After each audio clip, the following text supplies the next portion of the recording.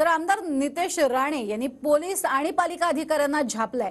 मस्जिद बंदर परिसरामध्ये अनधिकृत बांधकामांवरून नितेश राणे यांनी ही झापाझापी केली आहे। 15 दिवसात अनधिकृत बांधकामांवरती कारवाई करा।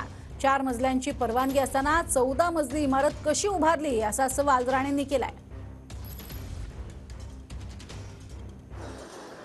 तुम्ही सांगताय 4 फ्लोर आहे, हे बाकीची परिस्थिती सांगितली आहे का?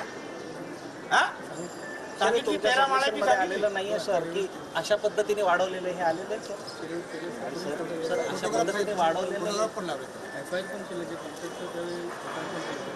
पुढे काय झालं?